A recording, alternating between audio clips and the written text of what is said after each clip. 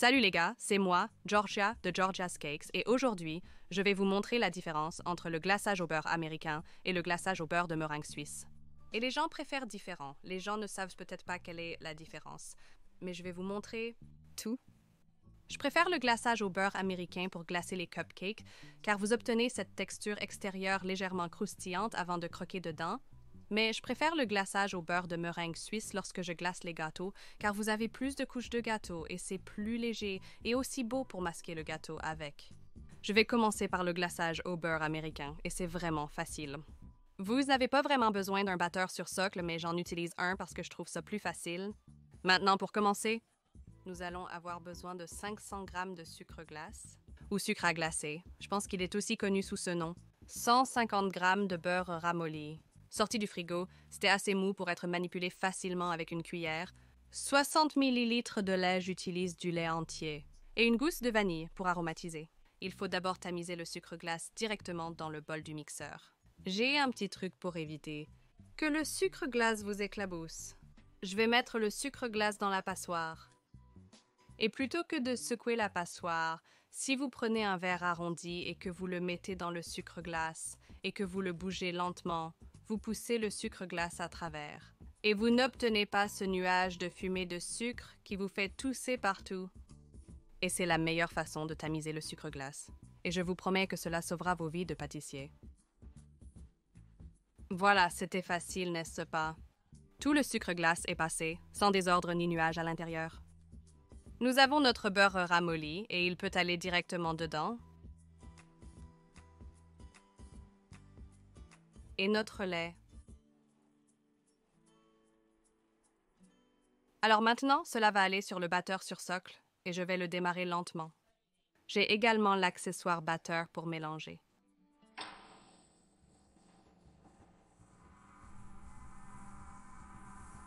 Donc une fois que tous ces ingrédients sont mélangés et qu'il n'y a pas de poussière de sucre, vous pouvez maintenant augmenter la vitesse et continuer à battre pendant 5 minutes jusqu'à ce qu'il devienne vraiment blanc, léger et moelleux.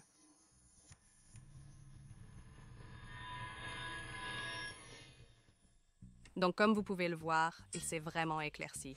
Il est devenu vraiment aéré, vous pouvez voir les bulles d'air et il a l'air vraiment délicieux.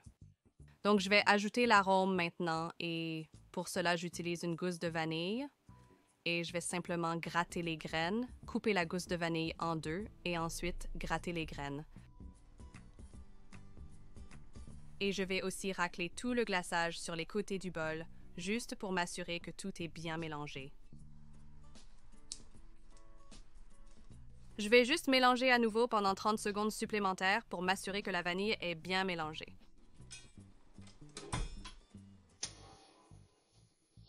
C'est tout terminé. Les graines de vanille se sont bien dispersées, dégageant leur arôme.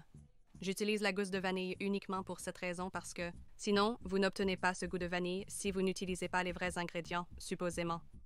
Alors maintenant, je vais juste le mettre dans un bol et le couvrir de film alimentaire, jusqu'à ce que je sois prête à l'utiliser, et la raison pour laquelle je le couvre est pour éviter qu'il ne forme une fine croûte sur le dessus. Ensuite, vous le mélangez et il commence à le traverser, et vous ne voulez pas ça, alors assurez-vous de bien le couvrir.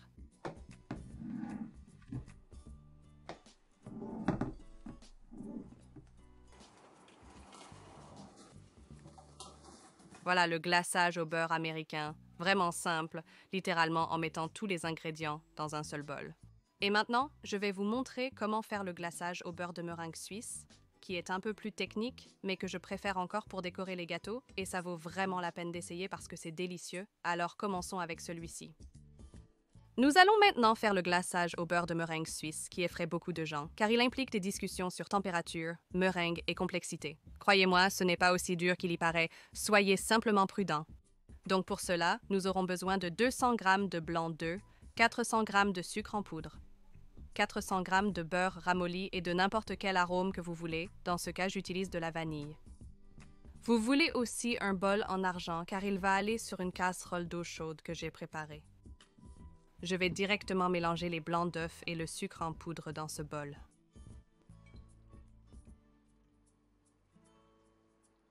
Vous pouvez choisir entre des blancs d'œufs frais ou en carton. Ces derniers sont souvent préférés car déjà pasteurisés. Le choix vous appartient.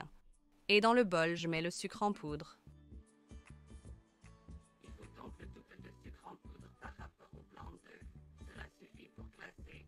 Un gâteau de 6 pouces peut être doublé sans changer la méthode. J'utilise aussi une spatule intelligente, car elle a une sonde de température en haut, donc je peux tester la température à l'intérieur. Désormais, vous pouvez le faire au toucher. Un thermomètre n'est donc pas nécessaire, bien qu'utile. Et je vais mélanger ça juste pour m'assurer que tous les sucres sont mélangés au blanc d'œuf comme ça, et je le mets sur un bain-marie qui est une casserole d'eau bouillante. Donc, vous voulez que le mélange de blanc d'œuf atteigne 63 degrés car c'est la température pour pasteuriser les œufs. Si vous utilisez des œufs en carton, il suffit que le sucre se dissolve dedans. Je baisse simplement la température pour éviter que l'eau bouillante ne gicle. Pendant le chauffage, continuez à remuer pour une répartition égale de la température. Donc, la température a atteint les 63 degrés désirés. Maintenant, si vous n'avez pas de thermomètre, vous pouvez y mettre votre doigt. Et la température qu'il semble avoir est comme si vous vous faisiez couler un bain et qu'il est trop chaud. C'est cette sensation que vous voulez pour la température. C'est donc une bonne façon de montrer que c'est 60 degrés, 63 degrés, désolé. Cela va aller sur le batteur sur socle avec un fouet, jusqu'à ce qu'une belle meringue brillante se forme et qu'elle soit à pic ferme. Je vais continuer à fouetter jusqu'à refroidissement total du bol, puis ajouter le beurre.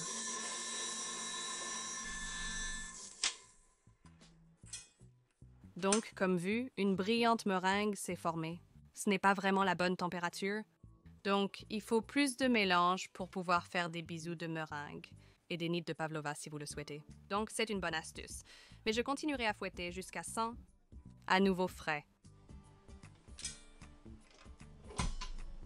Donc, le bol a complètement refroidi. C'est précisément ce que nous désirons. Si c'est trop chaud, le beurre ajouté fondra simplement. Et ça fait comme une soupe. Ce que nous voulons vraiment, je vais donc le conserver. Mélanger à faible vitesse et ajouter progressivement le beurre ramolli par étapes. À la fois, donc une fois que tout le beurre est... Augmenter la vitesse. Cela finira par se former. Une crème au beurre. Donc ça s'est bien mélangé. Vraiment agréable et lisse.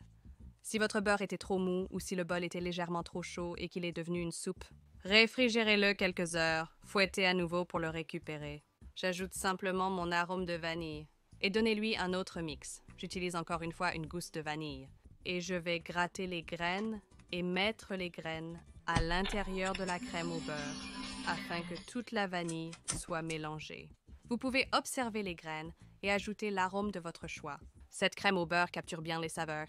Donc, si vous voulez mettre un peu de fondu, cela accentue vraiment le goût du chocolat. Purée de framboise au chocolat blanc, n'importe quoi. C'est très polyvalent. Je vais le mettre dans un bol. Puis le comparons à notre glaçage américain.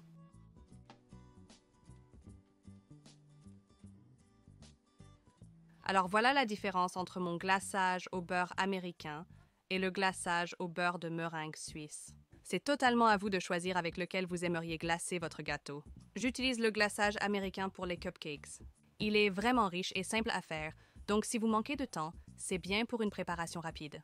Et la crème au beurre de meringue suisse est beaucoup plus légère et délicate. Je m'en sers pour les gâteaux de mariage. C'est plaisant à lisser sur un gâteau. Alors voyez celui que vous préférez pour glacer un gâteau. Merci d'avoir visionné cette vidéo. J'espère que cela vous a aidé à distinguer les deux types de glaçage, parce que beaucoup de gens se confondent. Si vous en avez d'autres, pour suggérer des vidéos à voir, commentez ci-dessous, aimez cette vidéo et abonnez-vous à la chaîne. Où vous pouvez voir beaucoup plus de vidéos à venir également. Si vous ne me suivez pas déjà sur Instagram, veuillez appuyer sur le bouton suivre à Georgia's Cakes. Merci beaucoup et à la prochaine fois.